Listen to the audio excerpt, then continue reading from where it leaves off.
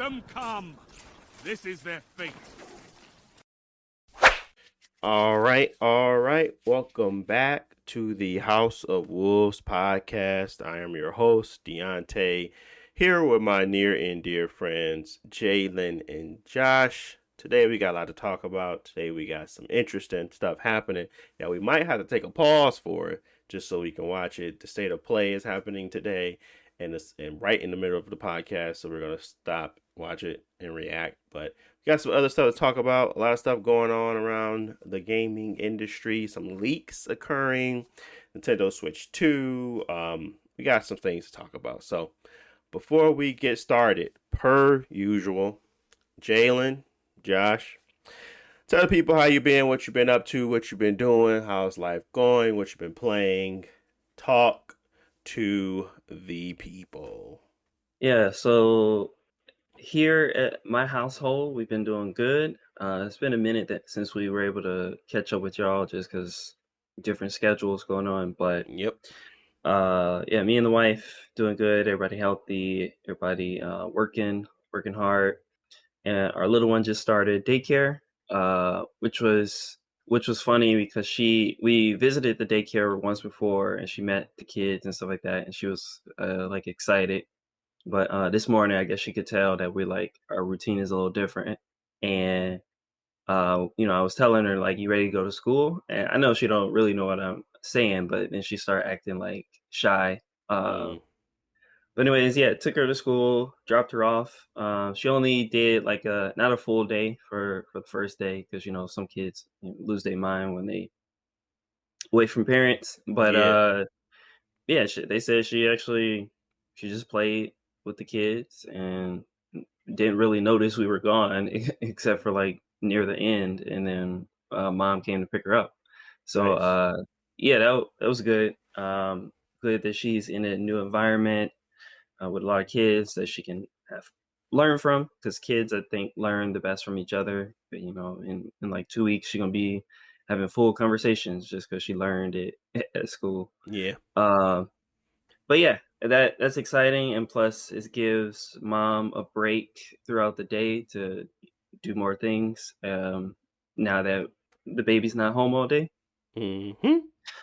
So yeah, it's a big change, and I'm happy it went well. It took a long time, and it's still in a couple months, like, to start the process to move to like the next step up, which is like right now she's in day care, and I guess you'll call it like preschool, but they're just a little bit older, but Yeah. they have like uniforms and their own backpack and stuff like that.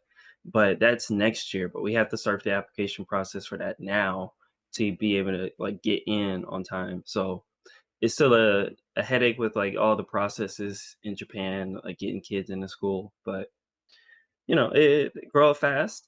Yeah. Already, wearing backpacks and being independent. That's good. Yeah, other than that, I've been playing a lot of different games just because I got a new device, and trying to set it up and make sure performance is where I want it to be. Yeah. But a couple months ago, I got a Windows 11 like handheld, and I was playing that mostly because it was very small, and I like the OLED screen on it. But realistically, like I mentioned it before, with the Windows handheld, battery life and just like the Windows environment are they're very important, because like even though the device is good, they might have issues. So I end up selling that just so I can have like a more straightforward device. I picked up an Android handheld called the Odin 2, basically one of the higher end of the Android handheld side, not like phones, but just like dedicated gaming handset. And yeah, it runs everything pretty well. I'm playing all my same games I had before. Uh, the most recent stuff from Nintendo as well. So I'm happy with it. It's very small, good performance. And one thing that actually pushed me towards that is that I guess Windows emulation on Android is in a better space now, and it's actually, you can get some PC versions of games running really well on Android. And so it's not a whole lot of PC games that I want to play, but it's nice to have that option. So I looked at a couple options and it's stuff like Fallout or Halo and stuff like that. So I think that's a pretty cool middle ground. Whereas anything bigger, I'll just play it on PC. Something smaller and more lightweight, I can see if I can emulate it on Android. So Yeah. that's where I've been at kind of, just downloading and installing stuff. Not really much time to play it, but so Yeah. far I'm happy with the device. Yeah. That's really like, again, those types of smaller devices are very much so key, and then we're gonna talk about another topic that kind of plays into that as well. But what about you, Jalen? What you been up to? What you been doing? Same old, same old. I had did a little run club thing yesterday, last night. So I think I had to run like 4 or 5 miles or something like that. 4 to 5 They always advertise miles. they not a yeah, they advertise that they not a run club. It's like intense training type of thing, which is cool. I definitely go back. Low key woke up a little sore this morning. I'm like, man, my body not bouncing back how I'm used to it doing. But obviously that's just that 30 ball kicking in, man. That age of full effect, bro. Ageism at this So, point. I don't even think that's the right word, Ageism. but and that's yeah. that's the hen dog. Yeah. Hen dog, hen, He off yeah, that. He hen off that dog, henny. hen dog. I'm Oh, heavy on that body. Yeah, nah, I don't even know the last time I had some hen dog whole time. I'm trying to think. Um, but yeah, nah, I don't even be trying to be drinking like that. I was telling Deontay, I'm like, bro, I like sitting in my crib, bro. Be cool. So, um, yeah. So I mean, with that, I mean, like I said, is that I'm gonna do a 10K on October 6th, and then I'm gonna do a 10 or a 5K on October 6th. I'm gonna do a 10K the first weekend in November. I think it falls on a Sunday or something like that. So I've been trying to be a little bit more hard on this run type of tip or whatever. So um, I'm trying to think what else. I said I had came back from Colombia. That was last weekend, not this past weekend, but the weekend before. I put out my blog yesterday evening. Um, put out the other part of it sometime next week and try to be a little bit more consistent with my YouTube videos. Try to post once a week. I got like 4 or 5 videos I could probably post. I hmm just got to go edit them a little bit, just to have like some sort of consistency. But other than that, man, just exercising. Trying to see if I could find like some type of like workout part or accountability type of thing. That's probably why I went to the little run club or fake run club thing, like the little demon hours. That's what they call it. So, No. um, a lot of inspiration there. So, but other than that, man, I ain't really been doing too much. Just cooling, taking it day by day. Trying to think of my next trip. I don't know when I'm gonna actually do that. It's probably gonna be a little bit of time because I gotta plan out like my vacation and stuff like that too. I know my folks trying to do something for Thanksgiving. But game wise, I ain't really been doing too much. Playing a little bit of multiverses. They had brought the pop up girls in. I'm tired of seeing them because they don't got disjointed hitboxes. Like I'm like, y'all can't lunge that far and not get hit, but y'all can touch my sword and I take damage from it. Like that's my hurt box. So Yeah. they don't have no disjointed hurt boxes, stuff like that. So I kind of seen a little bit of that. That was a little annoying fighting them. Have you Um, played as them or you just fought them? I just fought them. You got to buy the season pass to play with them. Oh, okay. So that I wanted to start playing with Samurai Jack, but I began scraping and I play with him. I got to play with like Fan. I play Samurai Jack, just kind of combo food for them because he got a bigger hurt box than like Fan. hmm So, um, yeah, so that, and then other games I've been playing. I think that's really about it. I've been trying to get him Overwatch, but y'all be dodging the smoke. So, Mm. Ain't nobody he, dodging nothing. that, he ducking the smoke, bro. Ain't So, nobody dodging nothing. like, y'all trying to get on. Yeah, I'm I even mean, we willing had to a sacrifice some sleep to hop on, and ain't trying to get on somewhere. All right, Man.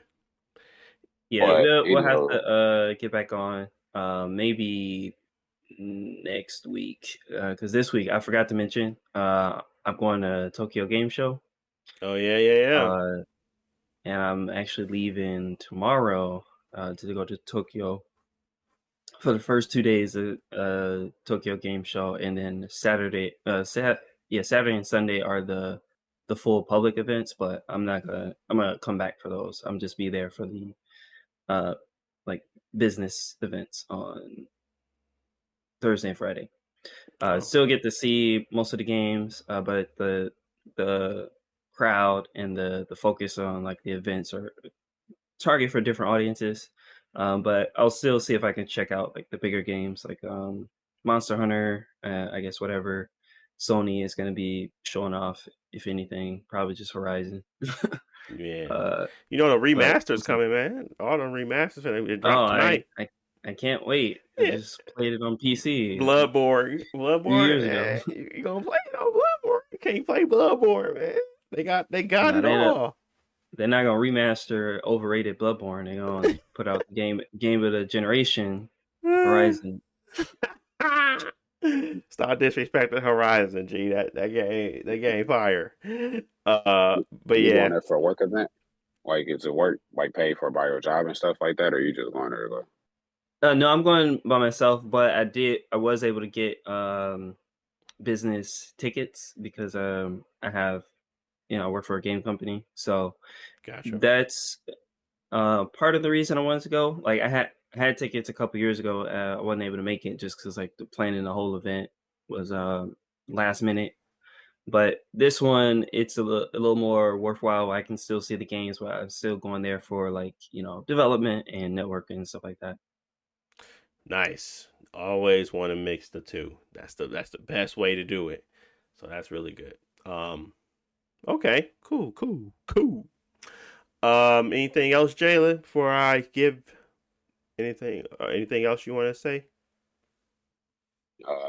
Nah, I was playing that. So I've been on and off playing like these little Pokemon Bronze or X emulator, whatever.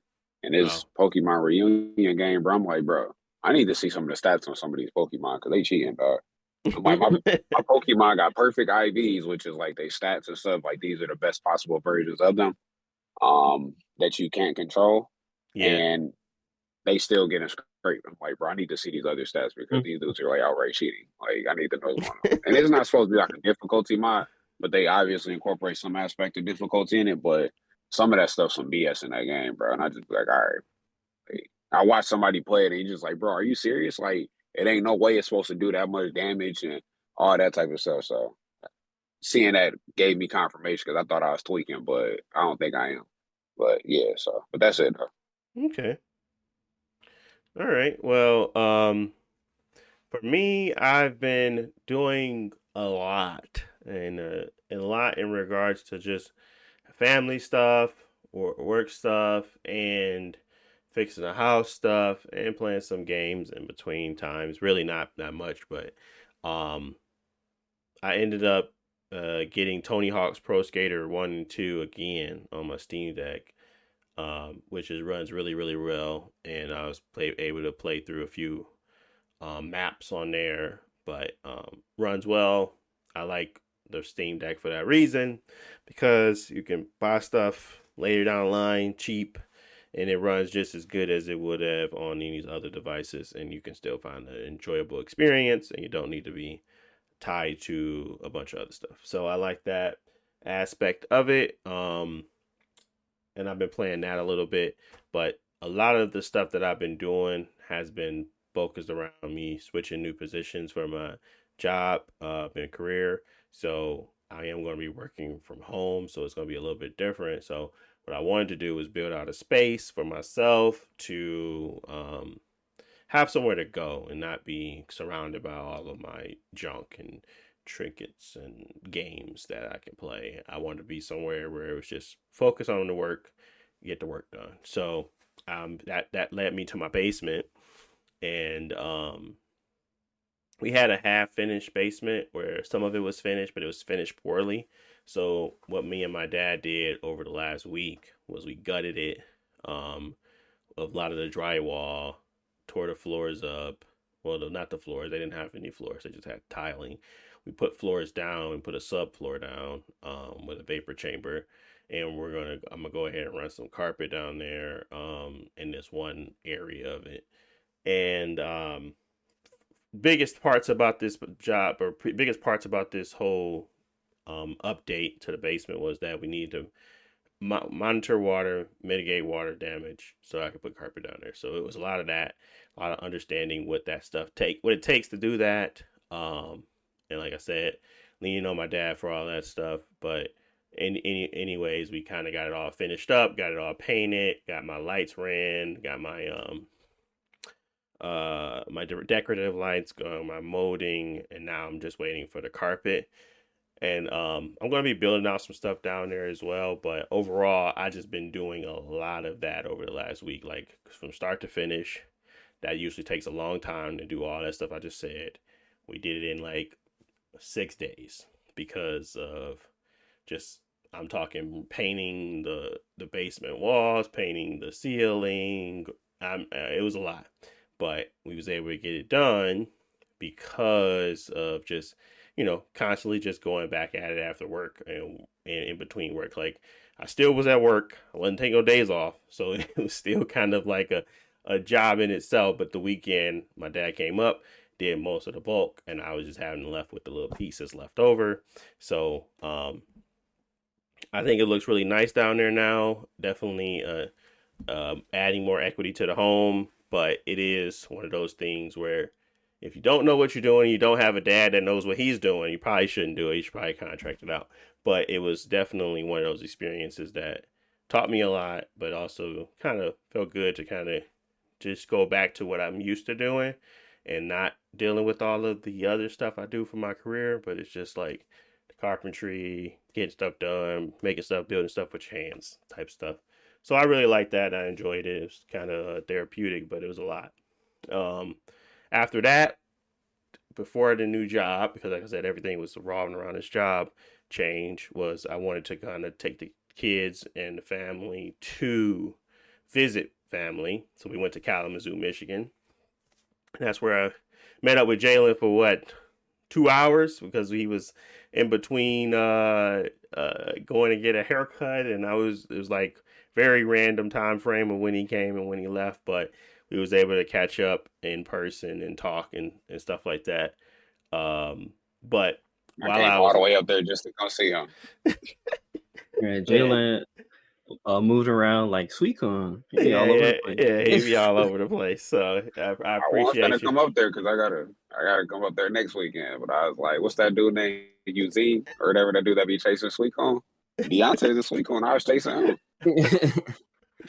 Yeah, then you open your map, go to fly to Kalamazoo. He already gone. Yeah, he's like, bro, you don't want over there, come back, and then you back in Kalamazoo. Like, my bad, I'm back. Yeah. So we was able to get to Kalamazoo and do some cool stuff with kids. We went to the Air Zoo. We went to the Apple Orchard, and we just had some fun over the week. So a lot was done in the last few days, and that actual time of not doing the pod was great because it kind of helped me finish up the rest of that stuff. And I still got a lot more to do, but overall, the bulk of the work is completed. Now I'm just waiting on people to come and put some carpet down for me. So, but yeah, that's what I've been up to. Been playing Tony Hawk's. That's all I've been playing. I didn't play anything else. And yeah, it's been fun. Tony Hawk is still fun as usual. At least in my eyes, I think that they did a really good job with the remake on those two games, at least. Mm-hmm. But yeah, that's pretty much it. I don't want to make the intro too long, but we did miss one. We missed last week, so we had a little bit more going on. But yeah, let's get into some of those topics. So first up, let's talk about Nintendo Switch 2.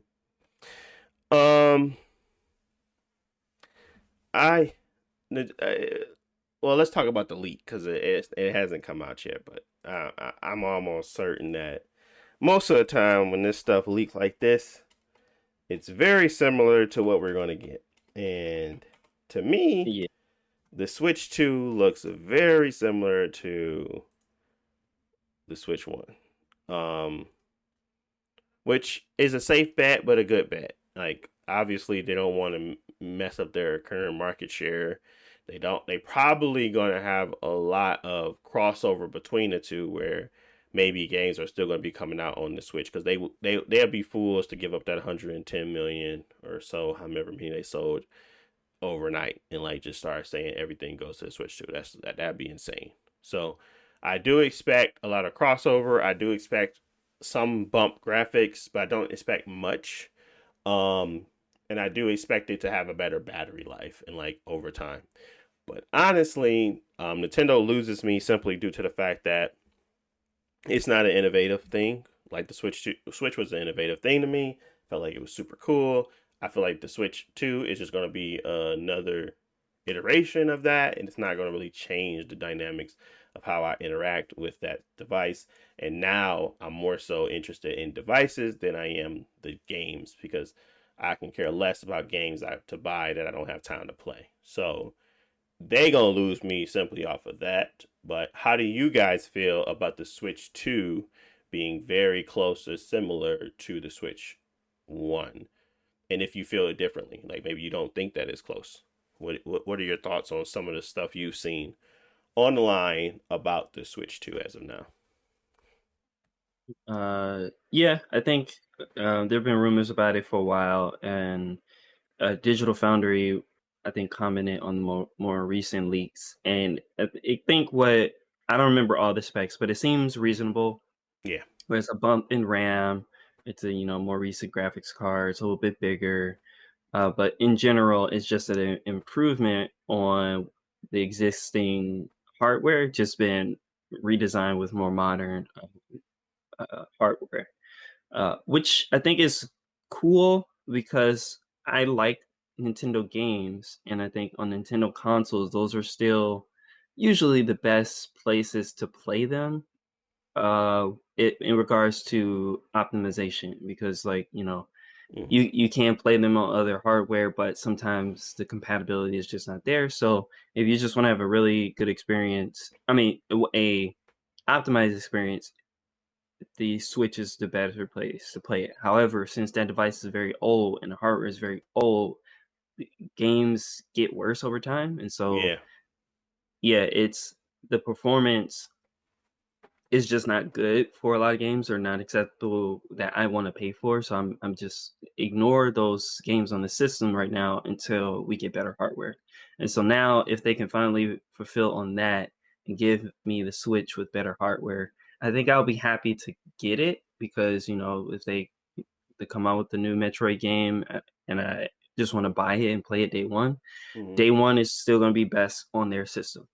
Maybe in a couple years that story might change, but day one on their system is best to play there. So uh, I'm looking forward to it. For me, it's just I really only need two things, which is a full backwards compatibility, with Mm-hmm. no issue, just like the Xbox or PlayStation, where you log into your account, everything's there.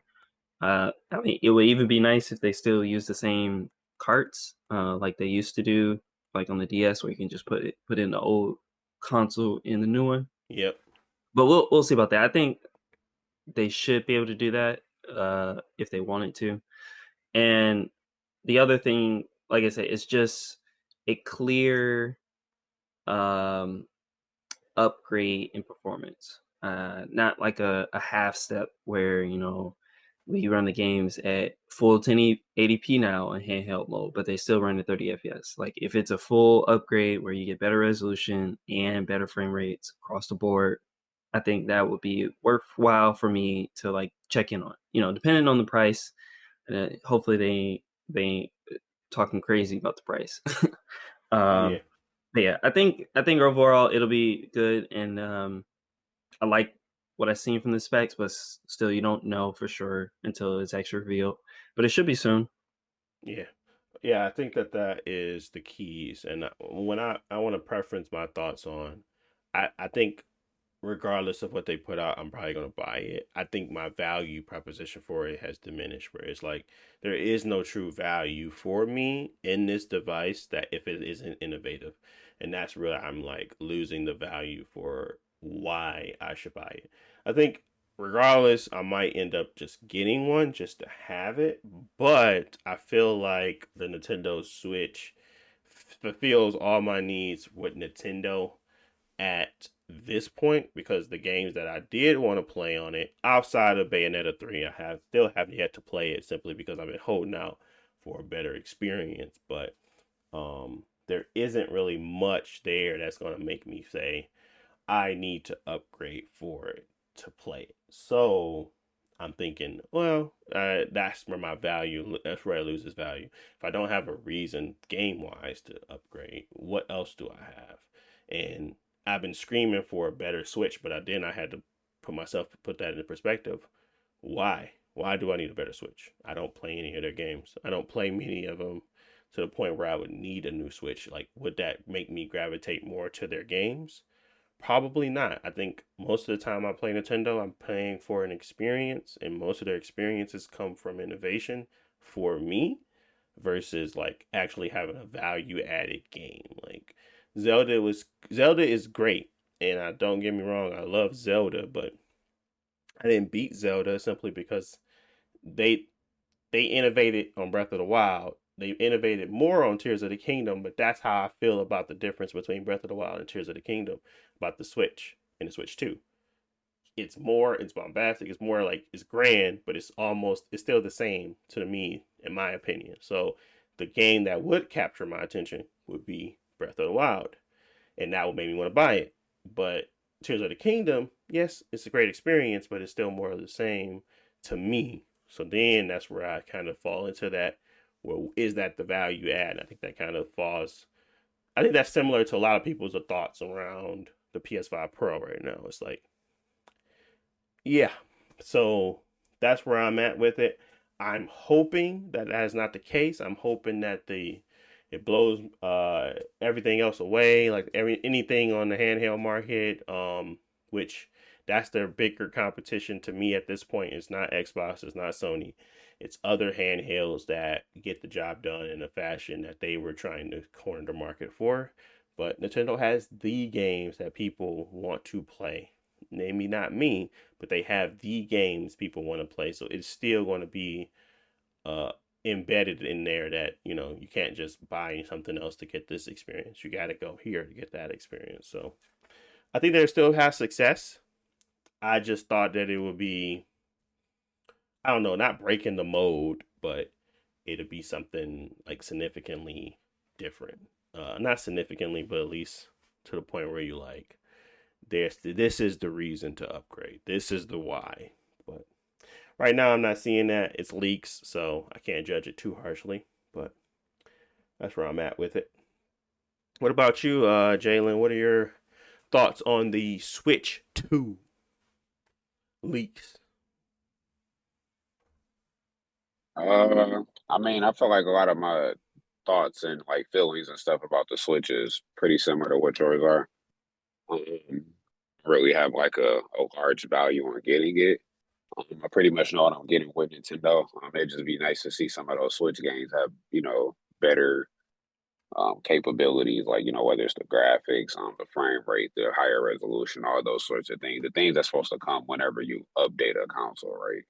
Yeah. So it'd be nice to see some of those things on there.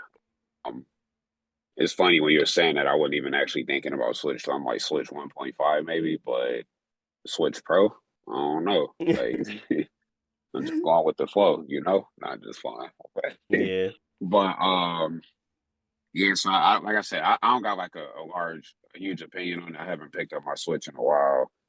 I haven't had really any desire to play the Switch games. So pretty much like I said, I'm like echoing the things that you say. Like Josh said, it's better to play on the Switch day one. Um, but unfortunately, some of the Switch games that I did want to play, I didn't get them. Because whether it's the price point, me trying to deal with the hardware and stuff like that, I Mm-hmm. just like, all right, I'll just get it later. And then next thing you know, I just never get it because like time didn't pass and I'm just not really that interested in playing the game anymore. So Mm-hmm. um I don't know. Things that could make it more like, hey, come get the Switch or whatever. I think the best thing would be like if they have a good price point. I know inflation's a big thing right now that's going on. the PS5 Pro won't umpteenth $1 million for the smallest upgrade. So I think the Switch need to have a big enough jump and longevity with a console, and then additionally they need to have like a good price point. Because if I'm being 100% honest with you, I wouldn't want to pay more than 300. Top dollar would be like 400, and I wouldn't even want to pay that for it because I know what I'm gonna be getting. I have a certain expectation, and I don't have the strongest confidence that they're gonna blow that expectation out the water. But like, hey, I can justify this $400 purchase. So anything above $400 is just think they're doing Raps. too much Well, because we know it's not. yeah, because modern Android gaming handhelds, $300 is the price point for like the higher end of the stuff. And so, like Deontay said, Nintendo is going to be competing with that market more than anything. Where there's so many handheld devices out now that offer good performance. Obviously, they don't have the Nintendo games natively, but you get 20 hours of battery, you get big screens, you get all the modern features that you expect with Android operating systems. So Nintendo has to compete with that, and so yeah, $300 to $400 is unfortunately their price point. They might try to aim on the higher end because they're selling, controllers with it or a dock or something like that. But yeah, $300 to $400 unfortunately is like their max for me. I don't know. 400 is probably still pushing it, so they're gonna have to try to get down to 300 again because with inflation, $400 is still a lot for a handheld, Yeah. especially like I I mean, said, if it's not gonna be your main device. how much did they charge for how much was the Switch OLED? Was it 370 or was it 350? I think it was 350. 350. 350. Yeah. It was Okay. $50. It was a I would $50 assume. increase. Okay. Well, I mean, off that, I feel like they probably gonna try to push for 400. Just going by the strength of that. I don't even know how much the Switch OLED's MSRP right now is. So, Yeah, um, if they're doing that because they obviously that 350 is not that shouldn't be the price of it right now. The OLED screen does not cost $50 extra, and every component in there has gotten cheaper in the Switch, not more expensive. So that price point there it's gouged already. So we're looking at their new innovative device. They're thinking that this is bringing new innovative technology to them. If I'm a betting man, I'm saying it's gonna be over 400 because that's Nintendo. They love to fail after they I, have success. I think so too. I mean, on their website, they still selling the Switch OS for 350. That should have easily been 250 at this point, and that came out back in what 2022. Yeah, No, that came out in November 21. I'm not sure honestly on that, but It came out November 21, so okay. Well or then, October 21, somewhere around there. It came out in 2021. yeah. So I think that I think they are going to. Yeah, you're right. October 8th, 2021. I think they are going to end up pushing it past 400. To be honest, I think that they're going to try to do what they think they can. I don't know. It's in their brains. They're top leading in this market. Why would I lower my price? Because they feel like regardless of what we do, we still have the catalog that they can't get elsewhere, and we're going to sue everybody that tries to do like any type of different like that is their goal. So if I'm a betting man, I do think it's coming over 400. The smart thing would be to be at 350, honestly, so that they can continue to have success in this console market in a different way. But it's up to them. It's up to them how they decide to win back, not win customers to upgrade, push people to kind of move into the next system. But I do foreseeing this for a long time, at least for the next three big games, it being on the Switch and the Switch 2. So With a $70 price tag. with a $70 So, price tag. so with that Oh being yeah, I said, forgot they did that. yeah. So with that being said, I mean, all in favor, not in favor. Who think they finna go over 400?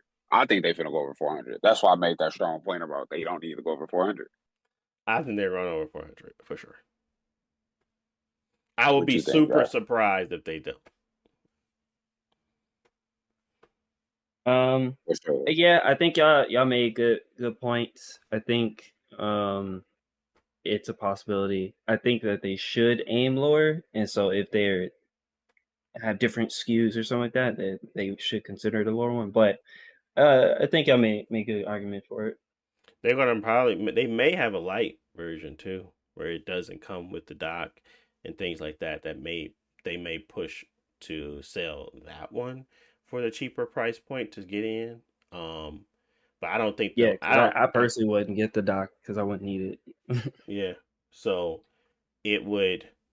It may be something like that where they bundle it in different ways to kind of give you the ultimate experience. But I do think baseline, nothing else, that Switch alone is going to be 400 plus. Um, and that kind of tells me where everything else is going to lie. So the light version, I think, will still start at 400. I think with the other stuff might be 450, and then that is the price point for them. And it could be different, but I have a strong inkling that if they were selling 300, they want 350 for 2017 hardware with an OLED screen. I think I can almost assure you that they're gonna have an OLED screen again, and that thing gonna be 400 or more. So yeah, just to be expecting that. I don't think that they care what the perception is going to be about their handheld market towards everything else right now. I think that they don't feel like they compete with them, um, which is understandable. They have the catalog, but honestly, there's plenty of games to play, and I think they're running thin on nostalgia at this point. They're running a little thin. It's like it's only a few games that I still. I don't know. I've always been that guy where Nintendo hasn't had my attention for longer than a few seconds. Like I got my few mainstays. I love me some Toad, you know that.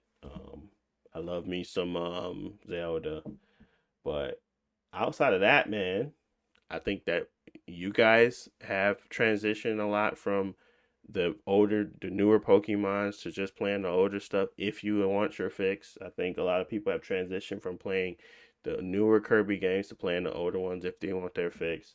I feel like there's a lot of games right now that people are just emulating the older stuff to get their Nintendo fix versus playing the new stuff.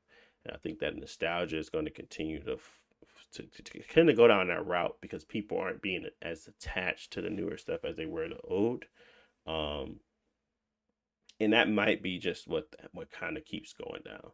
And as people start to, as they Nintendo continue to build up walls, the world and the rebels are going to continue to knock them down in a way that is going to and keep impacting them, and they may need to figure out another way to figure out how to bring those people into the fold and not keep them out because it does seem like it's becoming more and more commonplace for um people to butt up against Nintendo's demands or like their online Switch service or online service where they're giving out old games for a price tag, and everybody's like, well, I can play this game here with emulation, and I own a copy. There's no problem here. So it just feels like there's a lot of tension between gamers and Nintendo right now, and I don't think they're going to keep winning that fight. So, um, we'll see. I just think that it may be a different scope of where they are, and I think that they don't have that many chances to keep messing up. They gotta figure this out soon. So they didn't mess up last time though. I thought it was gonna be a. I didn't think it was gonna be a failure. I thought that the innovation of the Switch was good. I thought that them not having anything to offer people that more than just their games was going to stick with it, and I can 100% say without a doubt anybody that probably owns a Switch probably hasn't played that Switch since Zelda. Like they don't really play those games on a constant basis. If you're a real gamer, you're more than likely picking a game and you're playing that game, but you're not using their ecosystem to the fullest because they have nothing to fulfill you in that regard. So it's a little different.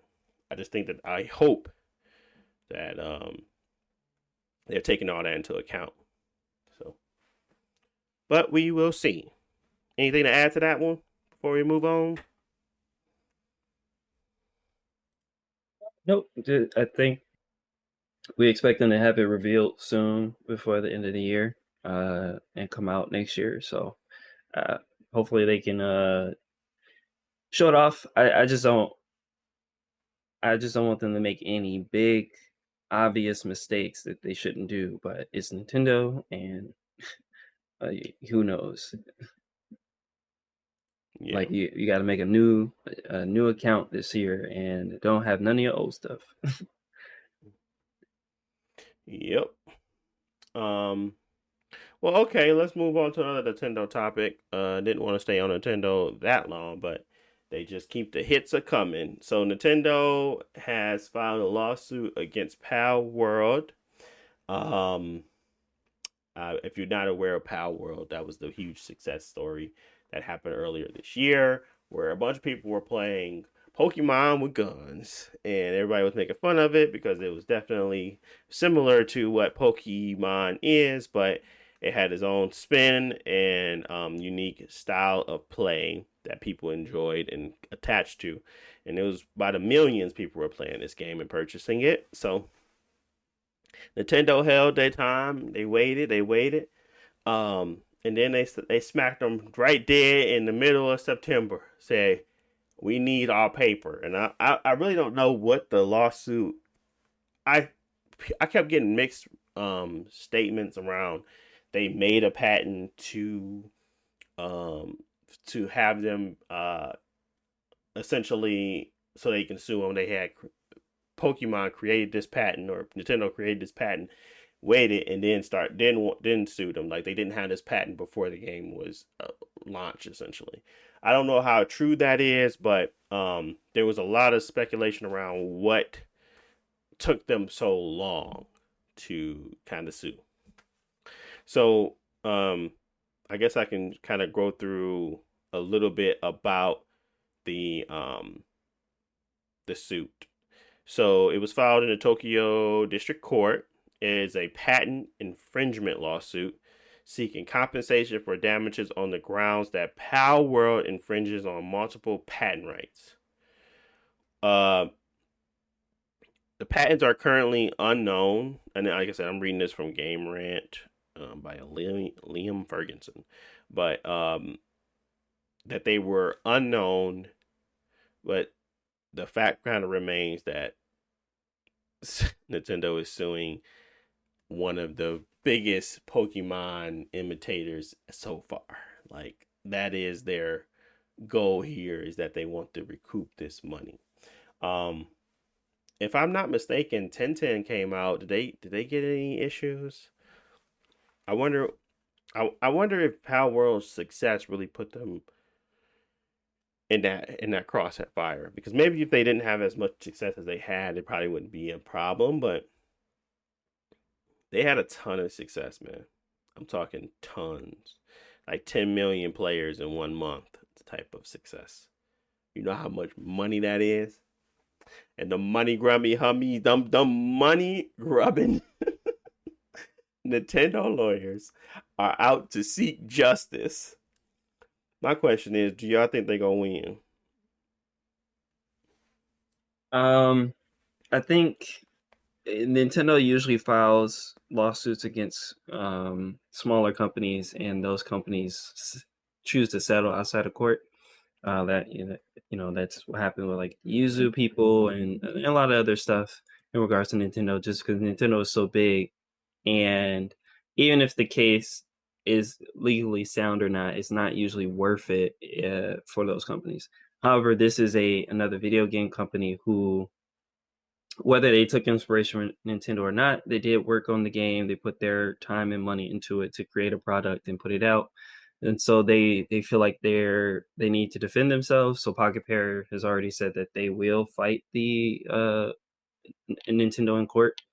I don't know who who is going to win or not. Obviously it's over a patent, and I think the point of Nintendo filing a infringement on a patent is to have a more concrete scenario that they can prove that this is in violation or not. Because if they went after the Pokemon designs, that's what everybody was talking about a couple months ago. Um, that's a little more ambiguous. Some stuff looks like Nintendo stuff, but it can look like it and not actually be stolen and blah, blah, blah. So it's hard to prove that. But if you can prove that, hey, we filed this back in 2021 for this mechanic, they used that exact mechanic the way that it's implemented in our, what's the name?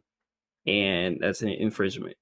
That definitely could be a loss on Palworld side, just because Nintendo has the proof, and it's a patent, it's legally binding. That being said, is that gonna net them all of their profit from Palworld to Nintendo? I don't think so. I don't know how bad patent lawsuits can get. I think that the judge could grant it to Nintendo, but it's still a small amount of money. That's personally, I would say, is the outcome, because I think the patent is more on like the usage of the Pokeball, which overall is a smaller component of the game. I mean, obviously you use it, but it's a bunch of stuff in the game. It's not like the main only gimmick in the game. So I wouldn't say they owe them $10 million based on usage of Pokeball, but I don't know. That's interesting. I really I wish we had some lawyer friends to call up on to kind of talk through this type of lawsuit. But it's interesting for me because it just screams like we don't want to share success, and even if it is some form of, like, I think it really bothered them that they come out with a successful clone that actually had a lot of people's attention. And I think it was a lot to do with people just wanting a more mature Pokemon game. And I think that this was one of those things where they felt like this was a more mature, more out there experience, that maybe this is something that's close to. I don't think Nintendo was ever going to make something like this. So let's be clear on that. I think that this is something that more so that they probably are reacting to just a massive amount of success that they could have capitalized on by giving people what they kind of wanted. So it's weird that it came so late. Honestly, I wouldn't have thought it would have been taking that long. I wouldn't want my opponent to be set up to the point where they have plenty of money to burn to fight me. But I think the rumors are true that they created a patent to go after them about. So the patent probably wasn't made before that's what it feels like. And I don't know how heavily, what grounds you might have on that, but I think that it makes sense to me in regards to the time it took, but it doesn't make sense in the time. And doesn't make sense because how can you go after something that didn't exist? That doesn't make sense. So maybe those rumors are a little bit null and void, but we'll see. It's just interesting how Palworld and Pocket Pair and Pokemon and Nintendo are moving at this point. I feel like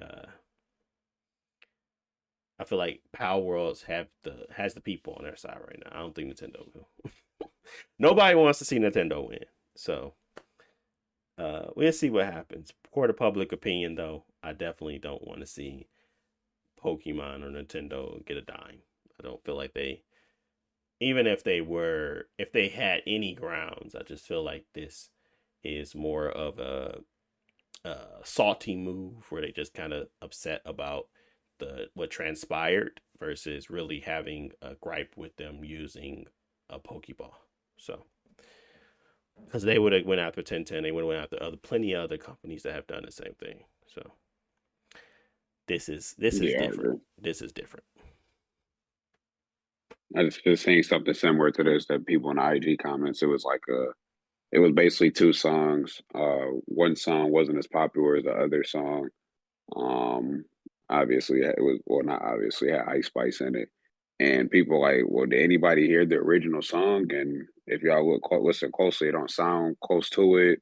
Mm-hmm. Maybe some of the lyrics, and now they like, well, they just trying to sue because they song that had that much success. If this song blew up like it did, would y'all still be trying to sue? You know what I mean? So it's just kind of like, hey, let me get some of y'all gains, basically.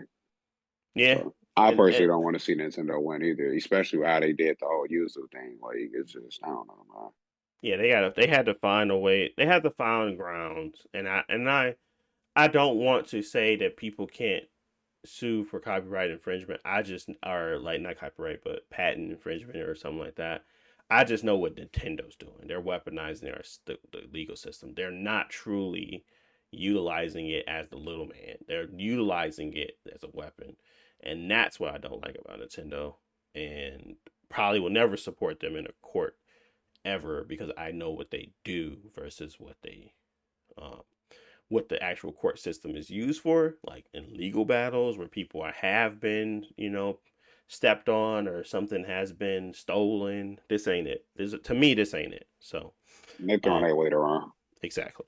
So, don't care for Nintendo to win this one, but we will see how it goes and plays in the court. Any final thoughts on this before we move on? No. It's gonna be a while, I think, but yeah, Nintendo is gonna be more aggressive on Palworld since the game is not fully out yet, and who knows what happens from here. Okay. So let's move on to our next topic, and I want to spin it to Josh first before we start talking about any other technical stuff. Josh, were you planning on getting God of War Ragnarok for PC? Uh, I think eventually I wasn't looking to buy it right now, but I Mm-hmm. played God of War, the last one, on PC, and I enjoyed it a lot. And I wanted to see the rest of the story, but I wasn't going to play it on PlayStation. So yeah, eventually. Gotcha. Okay. So God of War Ragnarok recently had a PC release that was released on, why can't I find the date? It was like a couple of days ago. Jesus, what's wrong with me? September 19th. So it came out September 19th and immediately got mixed reviews because this is one of those games. It wasn't required on Ghost of Tsushima. I don't think it was. Where you have to have a PSN account to even play the game. Like, doesn't matter if you're offline or online, you have to have a PSN login. But on top of that, it was having technical issues. Now, um, I want to tackle the first part first because they already came out with a mod to kind of get past all of this. That's why you love the PC market. They don't care about your rules. They will break it and they will find a way to get through. So they have already done that and they have allowed people to get the game, put the mod on, and not have to sign into a PSN account. I don't know why people are so against PlayStation having their information, but whoever's out there that needs to keep themselves on the down low from PlayStation, you can continue to do so and enjoy yourself some Ragnarok. Um, my thought around their whole PSN requirement is simply data collection, as you kind of expect. There's plenty of things that we use, software companies, websites, blah blah blah, that kind of data collects our data and determines, what our next purchase or action should be, because that's all it is.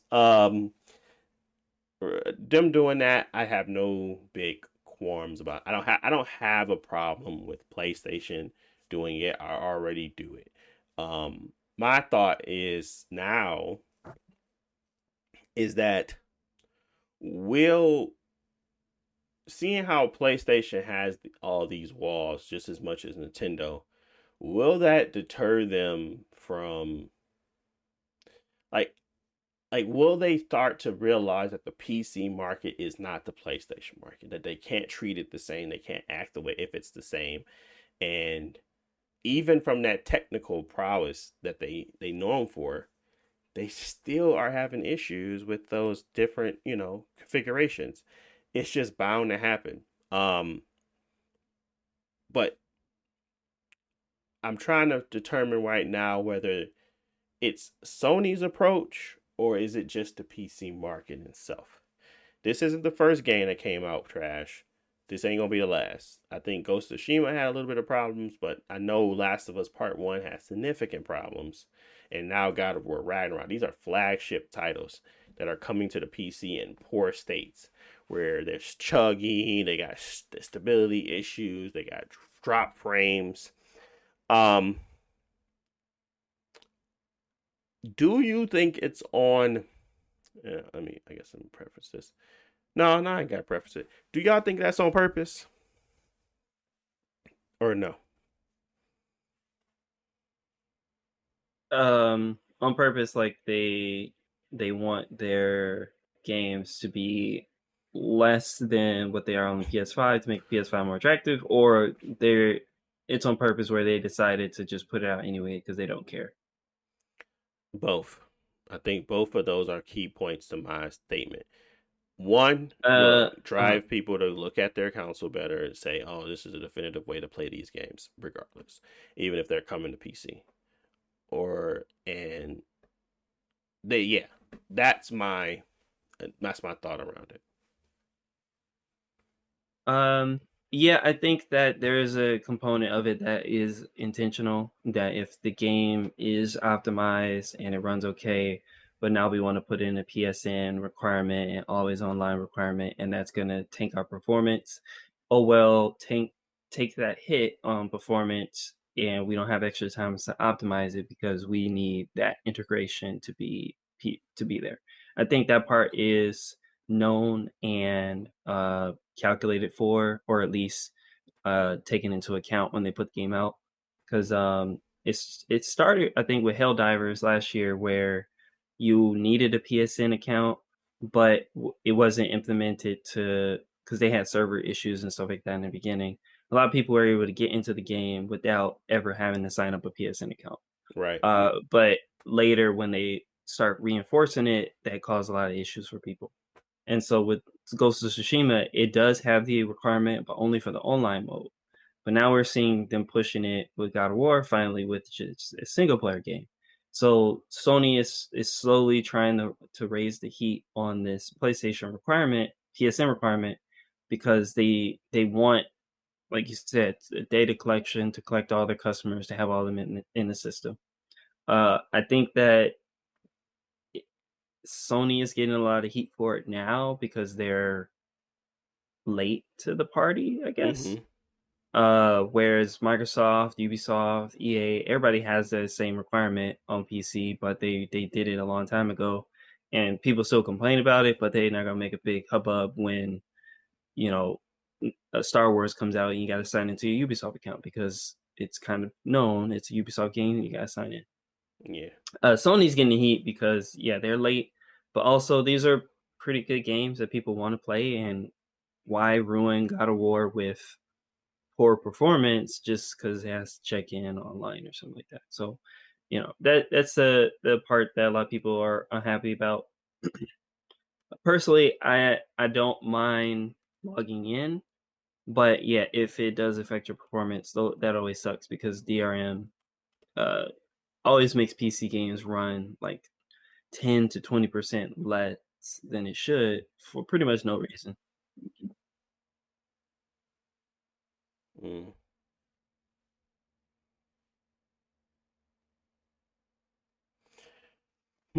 About you, Jalen, you think it's intentional?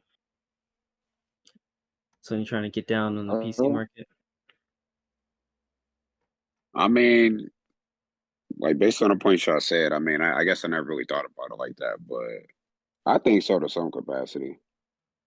I'll say yeah. Hmm. Yeah, I think that there is, and that's why I mean I always kind of like the consoles because there was a level of quality that they had as a standard there that they had to have.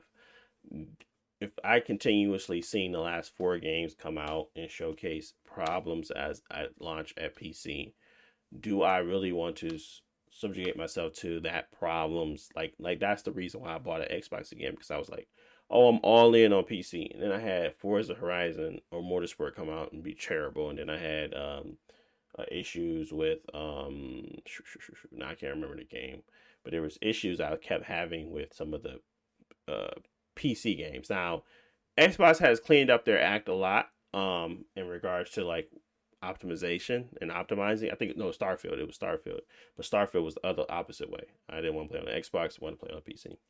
So there is there was this like, oh, I still need to have both because I'm having these issues. Now that was an incentive for me to go out and repurchase my Xbox, but I'm trying to figure out like, do they really think that that's going to work, or do we going to just demand more and kind of state that their games are crap on PC? Like, I don't feel like that method is going to help anybody, um, in regards to their success, their abilities, their people looking forward to their PC releases, because most of the time people enjoy a strong and solid PC release, and they may for the new installment. I thought that would be the hook. Okay, God of War 3 came out, but it ain't coming to PC for another year.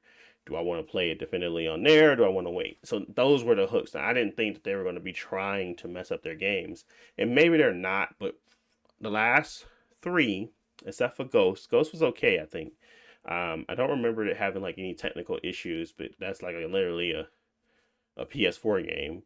Um, but the last few games, Last of Us, even Helldivers had a little bit of issues at the beginning. It doesn't really run optimized that well. It's not that optimized well that of a game, to be honest. And then there is uh God of War Ragnarok that just came out. Last of Us Part One that just got a little bit better. It's still not great. So I'm just seeing a lot of the same things where it's like constantly coming out with games on the Ratchet and Clank wasn't the greatest. So it's just a lot that I'm seeing like all their flagship games come over, but they're not coming over in the best state. So um, yeah, I don't know. I just think that it could be intentional. It couldn't. It can be just a coincidence, but it just feel like too often to be a coincidence, to my opinion. Now, I feel like they don't want me to be excited for these console releases on these PCs, or they don't want me to buy. They want me to continue to find that the PS5 is the definitive way to play their games, but I still don't feel that way. I still feel like the PC in itself is still the better option. It might take a while, but that is that's the power of the cycle now. I mean, so many games come out that you really don't care to play the games that you even really want to play as early and often as possible. It's like I got so much other stuff I can do. I can play games that are better optimized, games that like run well on my Steam Deck. From my Steam Deck to my PC to my Xbox. Like these games run super well, and then I'm come over here playing your clunker, trying to chug through it because it's supposed to be the better experience, and it's just not. So like I play Street Fighter 6 all day before I play Final Fantasy Rebirth. Like because it's just optimized better. It's just a better game. So I don't know. I don't think that that's going to help you guys, honestly. I could be reading into it, but it seems to happen pretty frequently. So that's my 2 cents on God of War Ragnarok for PC. I'm not saying that it can't run well. I'm saying that it seems as if they are doing things to actively cause it to be a bad experience at the forefront. So maybe they don't want you to have it and participate in that market as much as I thought they would, which is understandable. But why wait and then have a crappy experience? So I don't know. A lot of people are reporting that they're getting stutters and FPS drops after playing for 1 to 2 hours on the PC. So it's like there's some type of VRAM or something type of issue. And I'm just like, yeah, I don't want to be troubleshooting my games. I just want to play my game. So Hellblade was not that way. Hellblade was actually a good experience. So it's not like it's not like it's across the board. It's just that sometimes you have to really, um, sometimes you just don't want to tinker. You just want to play a game, have fun. So I'm gonna leave it at that. Um, Anything to add to the God of War Ragnarok PC version? Anything y'all want to get off y'all chest about this PC market right now? Yeah, I think like you were kind of saying that treating this PC as like a second rate customer is not good because PC players already have to wait a very long time for the games, Mm-hmm. usually like upwards of a year or two. And at bare minimum, the game should run uh, at the same quality that you would expect on the console. So you don't have any big stuttering issues on the console or anything like that. You shouldn't have it on the PC. But I think Sony is still hesitant of going the PC route. Like they need the money because obviously, like the PS5 sales alone on the PS5 is not enough to sustain their whole business. But also, they don't want to be in the PC market. They're kind of here because they have to be. So that's kind of the effort that we're seeing. But not really. I'll get God of War on sale in 8 months and play it and enjoy it.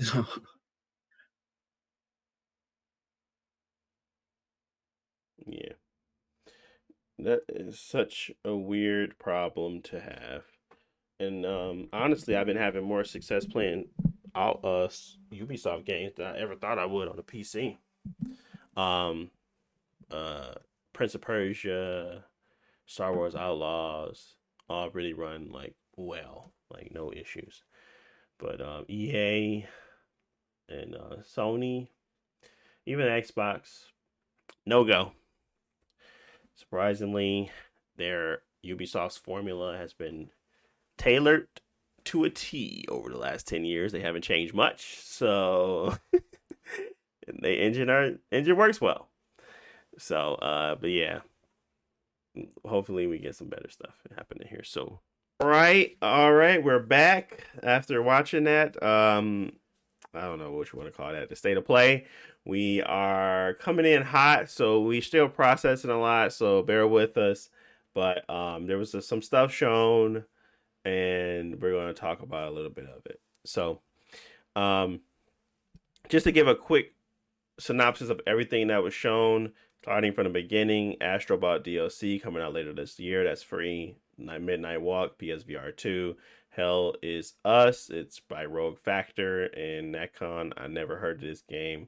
Metro Awakening, November 7th, 2024. That is a VR game.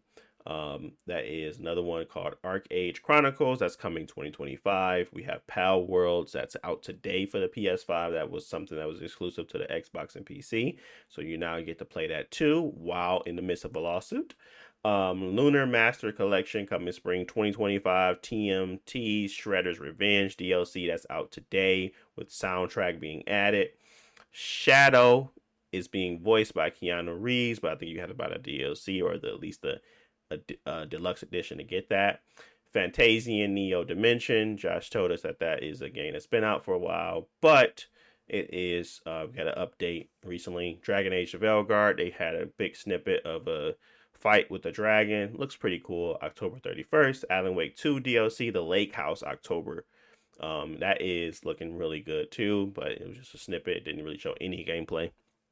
Hitman for PSVR 2, Legacy of Kain, Soul Reaver, it's a remaster coming December 10th, 2024. Bloomhouse, Fear of the Spotlight coming October 20th, 2024. Tower of Agazba, don't know what that is. Lego Fortnite, it's getting split screen. They had to announce that at the state of play, which is crazy to me.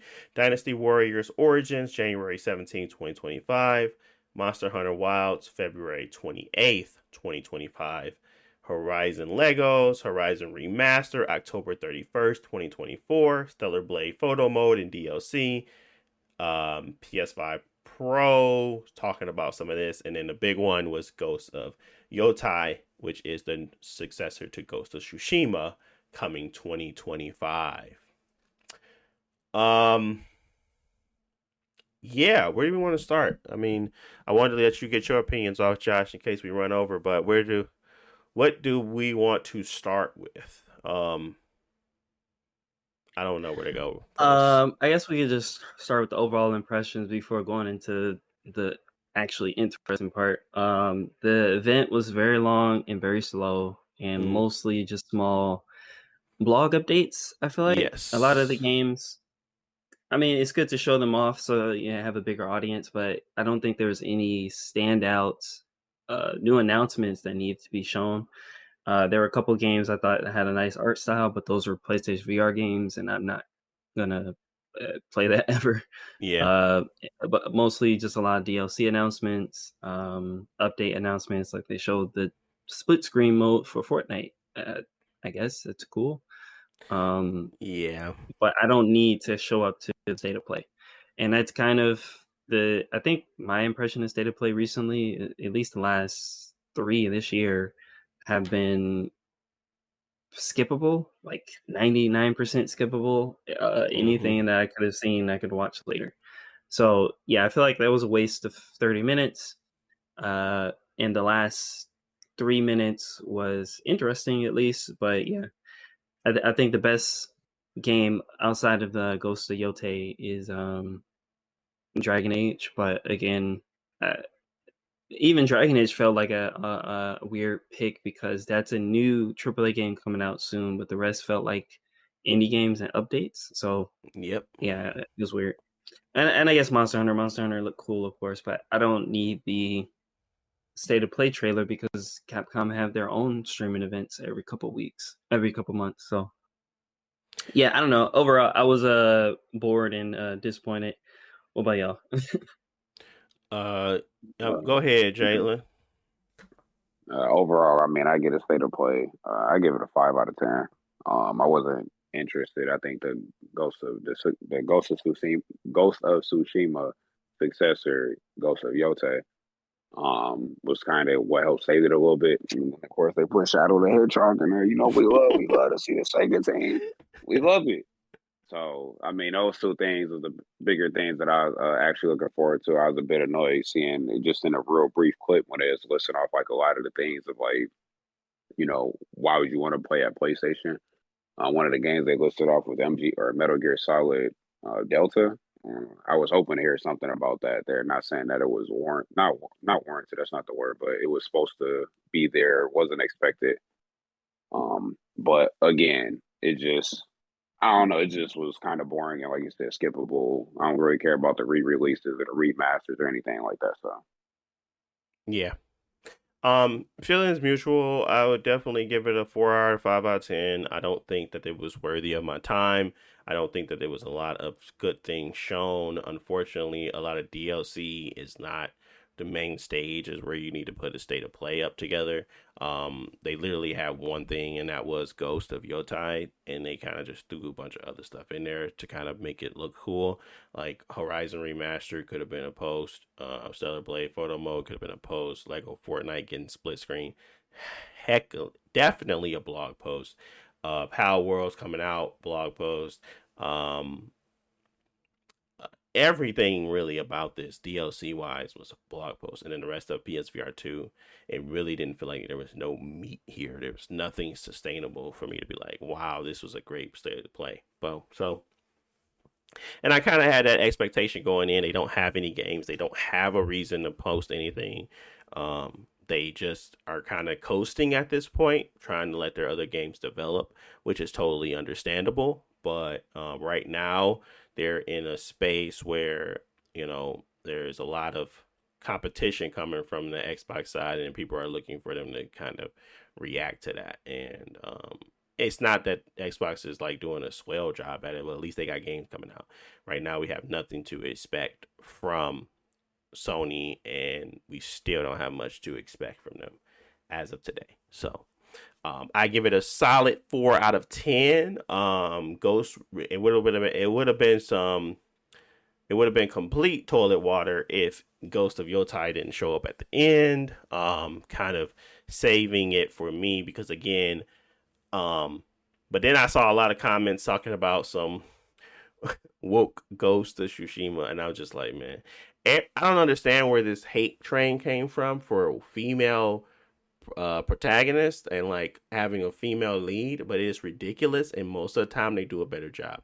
So I do not care how dry y'all wanted Jin to come back because he was dry. He was not good for the game. So yeah, I'm okay with them going through a different perspective, a different lens. Obviously, it's all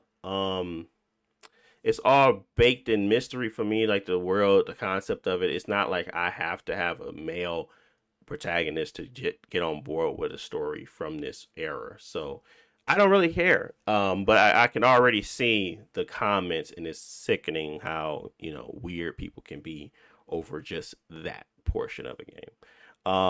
But just go watch Blue Eye Samurai. Just go watch it. I'm telling you, you'll have a different opinion on great storytelling from the lens of, from just that lens. Anyways, I think that we could have definitely skipped it.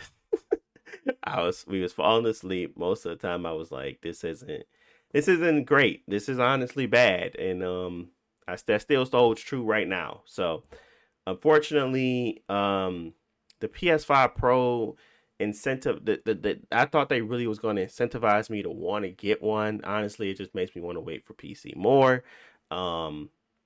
Honestly, I don't feel the need to buy into their ecosystem because it just doesn't feel as if they are managing it properly. And I don't know. I just don't feel like they haven't given me enough on this generation for me to be going out to buy a PS5 Pro for an extra couple frames. Like, I don't really see the benefit yet. Now, am I going to buy one? Absolutely. But I don't feel value with this purchase. Like, I don't feel value, like I was saying, like going back to the Nintendo Switch conversation. I don't feel value in the purchase. I don't feel like there's a true necessary value. So I'm just going to be buying it to buy it. But I don't have anything like really helping me say, this is why you should buy this. Granted, if you're just not coming into the PS5 generation, you never bought one before, go for the Pro. But there's still no value proposition there. Like, there's still cheaper options to get into the PlayStation ecosystem without having to buy the top tier. And these enhancements did nothing for me. All these games felt fine outside of Rebirth, and that is literally not a system issue. That is just a Square Enix issue. So I'm not buying another console to fix one game, especially not because they did it themselves. That game does not look that great. It does not push boundaries. It doesn't have to run like crap. That's period. So I just don't find the value yet. And I thought they were going to provide some more value here, but honestly, no. So they don't have time to, they don't have the ability to show off a lot of gameplay. They don't have the capabilities to show the differences between PS5 Pro and Ghost of Tsushima or Ghost of Yotai, anything that's upcoming, because they would be doing a disservice to the people that have owned the PS5. So it really isn't much here to say outside of, do better next time, come out with guns a-blazing, come out with more games people are anticipating. It's hard to kind of keep that momentum going, but honestly, you have to figure something out because you are in that consumer business, and people are trying to consume your games, the value that you bring to the table. And right now, I don't see it.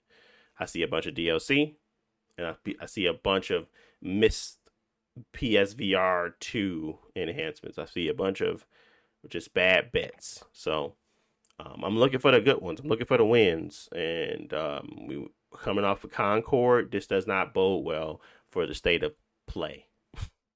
No pun intended. But yeah, I mean, I don't really have much else to add to it. Do we want to break down some of the things we really liked?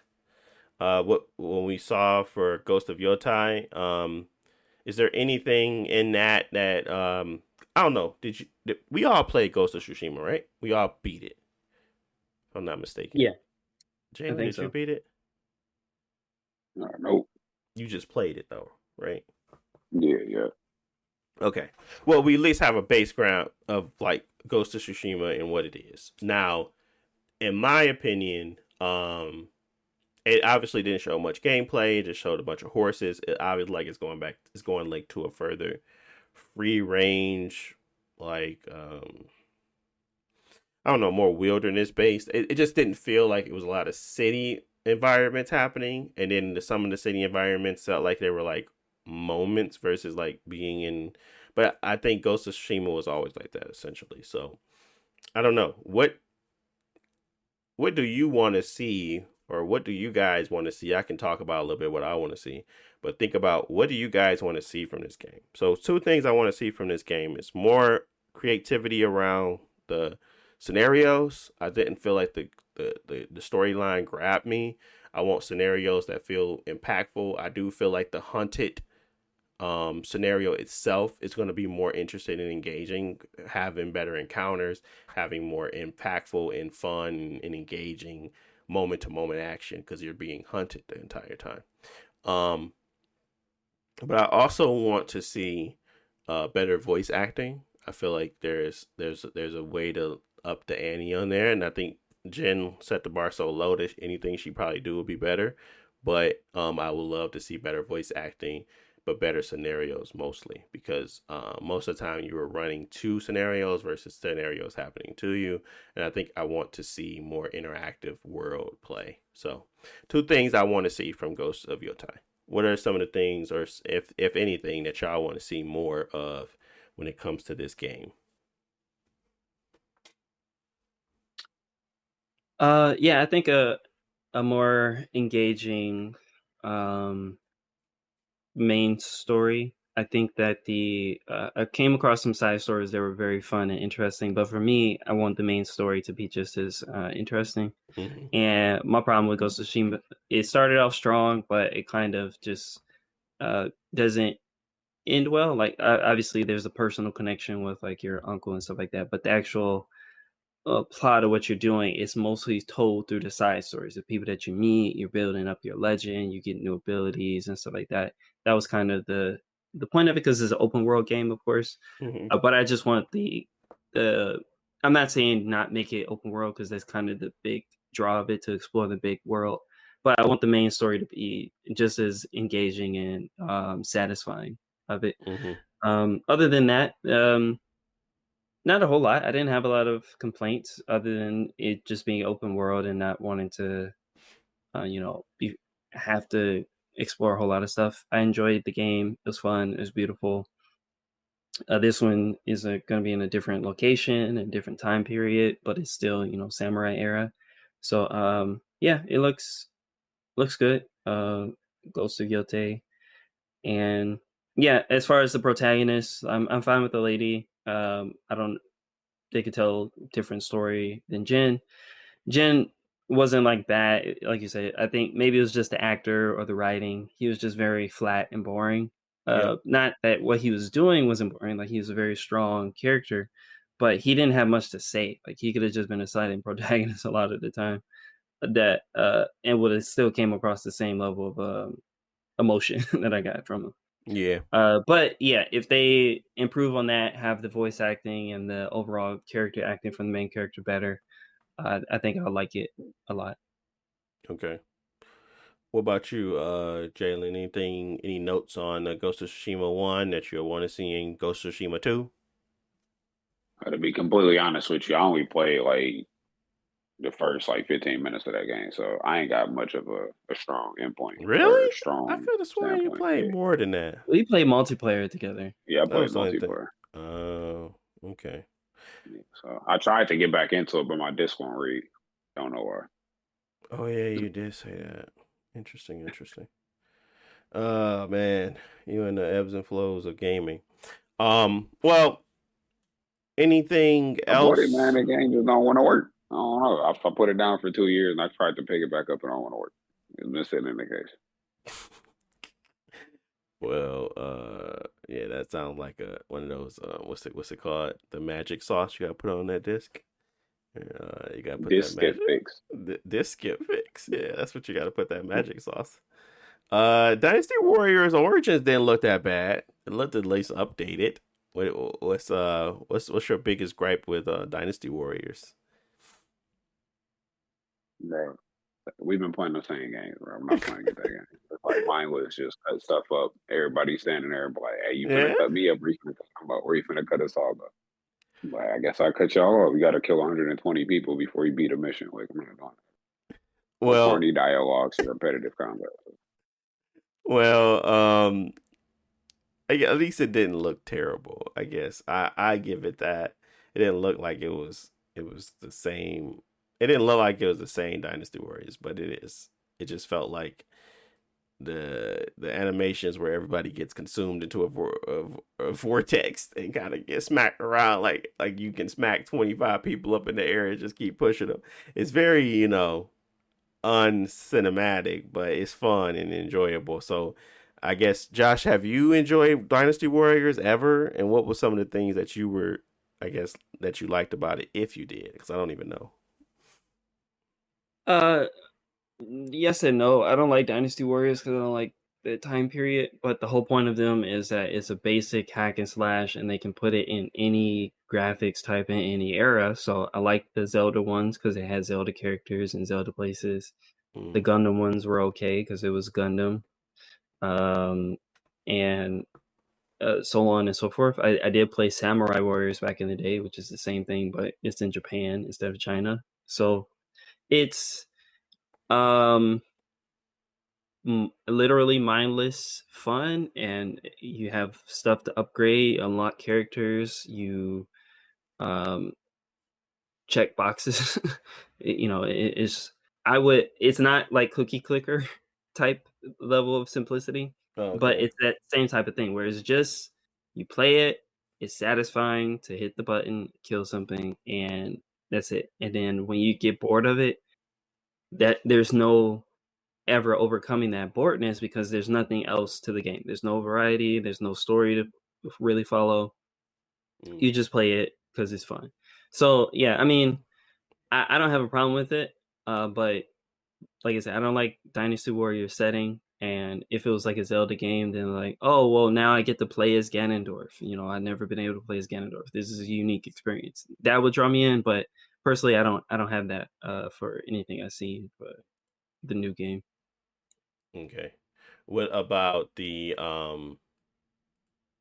Horizon remaster? I know you had an So opinion that that basically. was a weird one where it's like I think Horizon Zero Dawn 1 looked really good.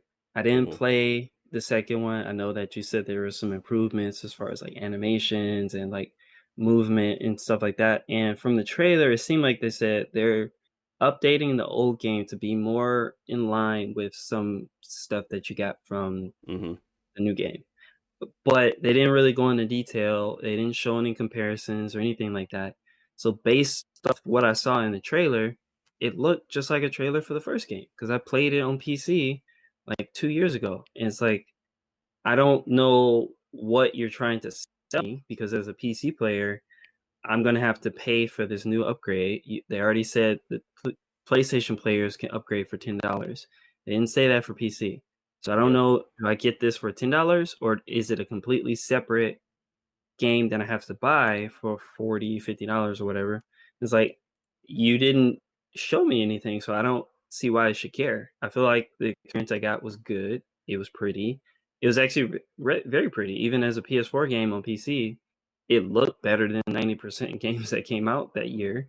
So I don't know what they're trying to sell me. That's the problem with Sony's marketing right now. Yeah. Yeah, I feel like I was excited about a remaster because I haven't bought it on PC yet, and I felt like, okay, maybe there's some things that they could be that could make it significantly better, but honestly, I think maybe honestly, like that's the only thing I can think of. I actually enjoyed the game. I have not bought the $10 version yet, because I was like, I just wait. I don't know why I didn't buy it yet. Of the Zero Dawn, just complete edition, with the Frozen Wilds DLC.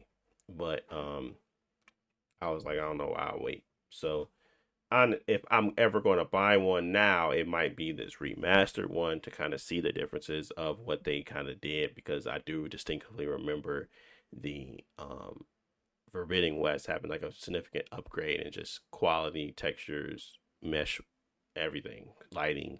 So that being able to play the first one again and that is cool, but honestly, do I have time for it? No. So it would be just purchasing that one based off of just, wanting to see a more updated version like The Last of Us Part 1. Like, I would never buy The Last of Us Remastered or Last of Us Original, because if I'm going to buy one, I buy the definitive Last of Us Part 1 version, which had the better upgrades. But again, I don't know who it's for, because they already put out the complete edition on PC. So if they were doing this, they would have did the remaster coming to PC and PS5, and that'd be the only one on the PC. But it feels like you're getting penalized for buying this game on PC versus buying on the PS5. Unless they have another upgrade option for PC, but they would have said that. So I don't know. Seems pretty silly. I can say that. Does seem silly. Lego Fortnite split screen. Talk to me.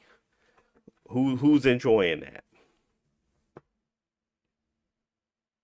I mean, I feel like you can play Fortnite on everything, so you don't need a split screen. But I mean, obviously, kids or siblings who want to play together but can't. Yeah, I mean, I will say I think it's cool that Epic is doing it, and usually when they're doing stuff like that, is to show off what the engine can do.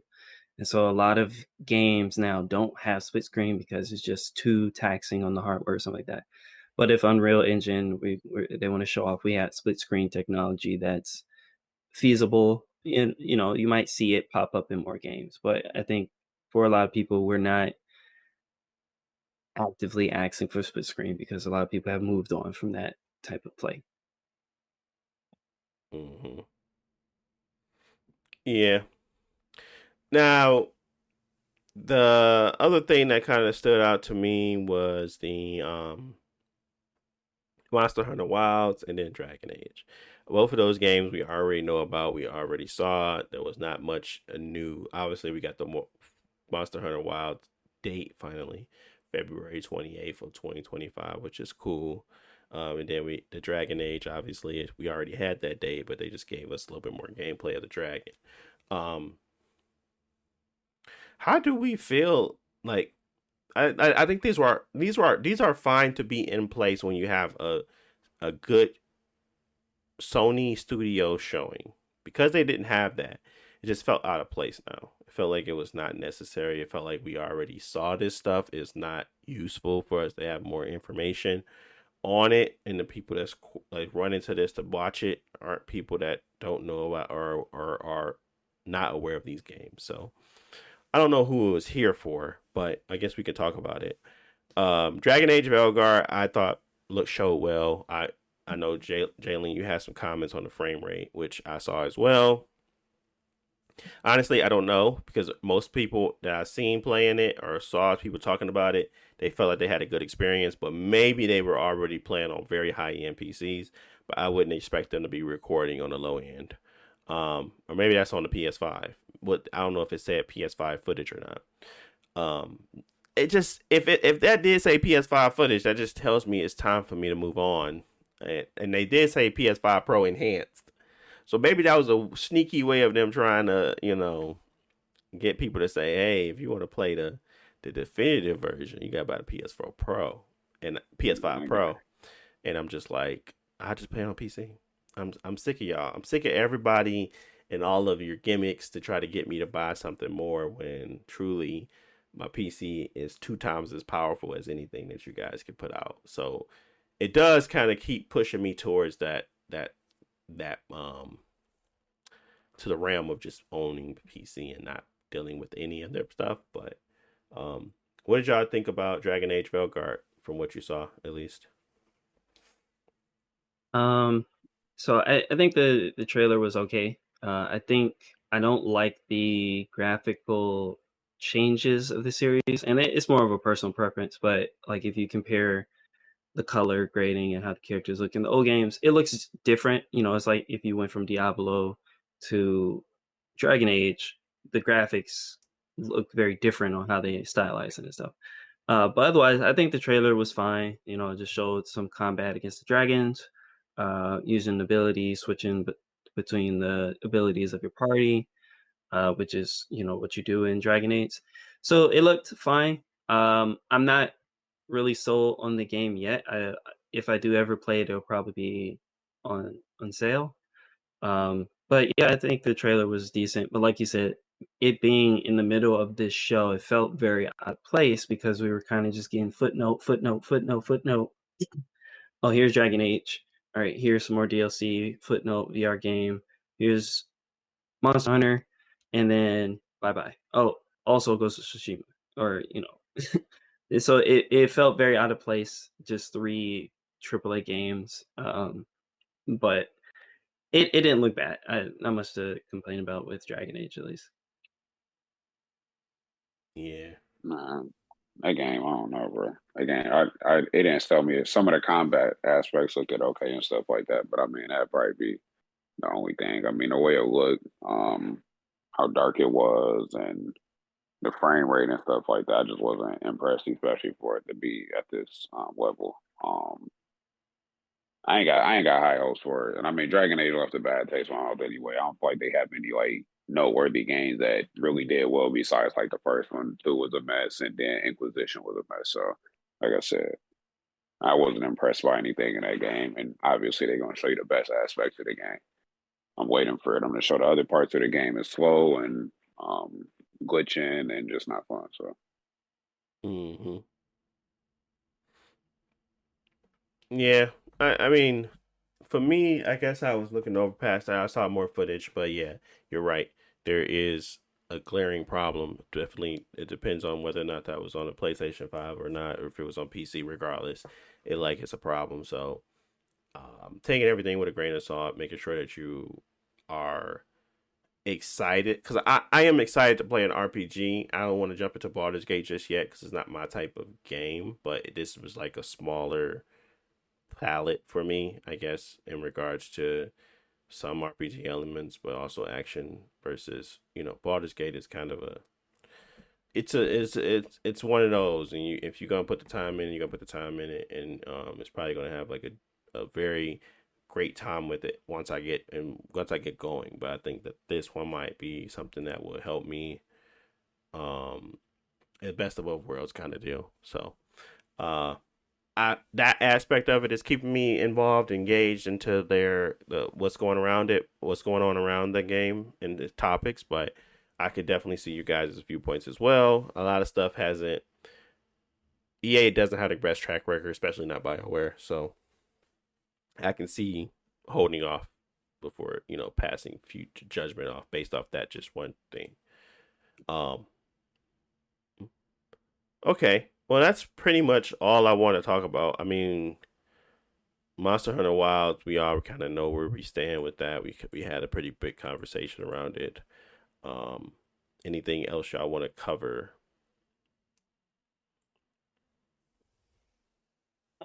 No, because I gotta head on out. But I think that the state of play was trash. I'm Yep. still bored.